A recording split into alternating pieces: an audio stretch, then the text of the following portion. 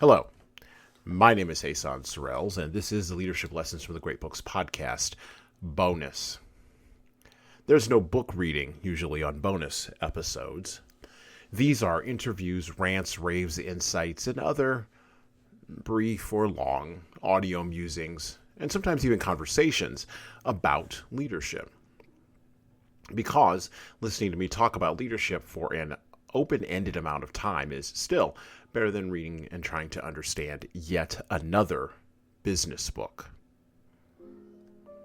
Between 1860 and 1865, 750,000, mostly poor, mostly male, and mostly white people died collectively on the fields at Shiloh, Vicksburg, Antietam, and of course at Gettysburg.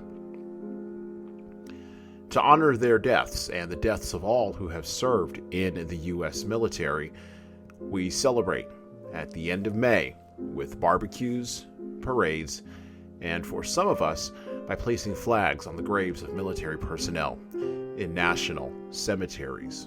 From the Library of Congress, via Wikipedia, we get the following information about this day.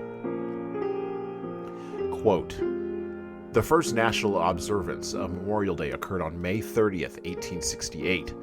Then known as Decoration Day, the holiday was proclaimed by Commander-in-Chief John A. Logan of the Grand Army of the Republic to honor the Union soldiers who had died in the Civil War. This national observance was preceded by many local ones between the end of the Civil War and Logan's declaration.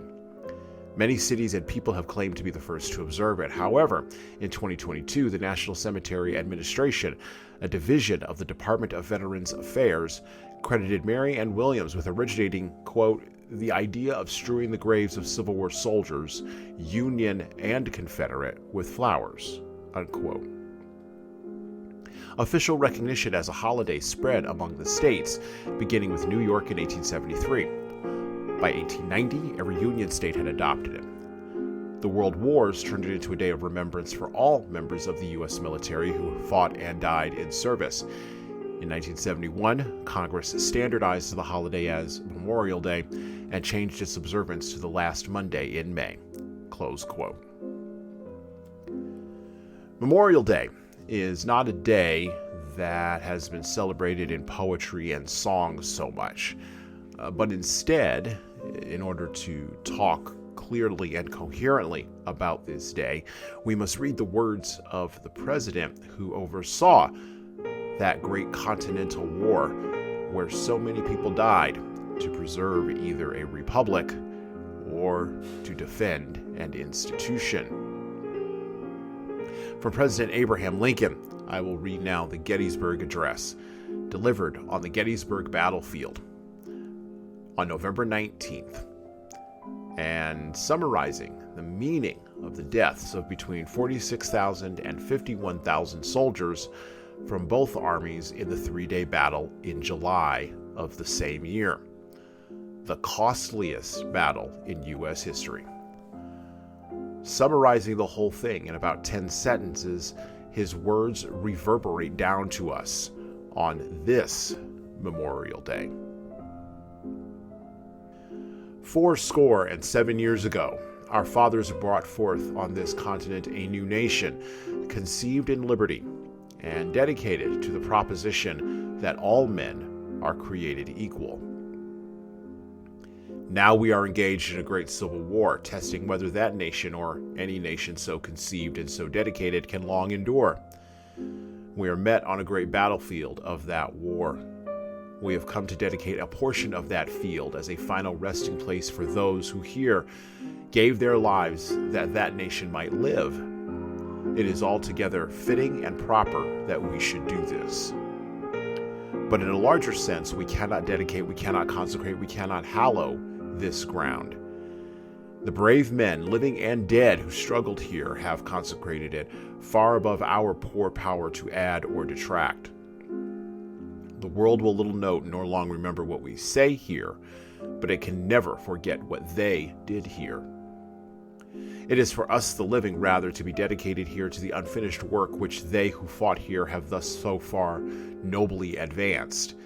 It is rather for us to be here dedicated to the great task remaining before us, that from these honored dead we take increased devotion to that cause for which they gave the last full measure of devotion, that we here highly resolve that these dead shall not have died in vain, that this nation under God shall have a new birth of freedom, and that government of the people, by the people, and for the people shall not perish from the earth.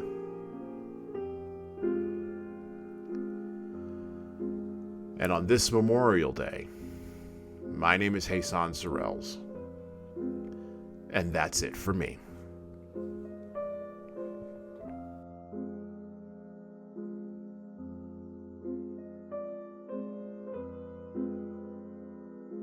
Listen and subscribe to the Leadership Lessons from the Great Books podcast on all the major podcast players that you listen to podcasts on, including iTunes, Stitcher, Google Podcasts, and even Spotify.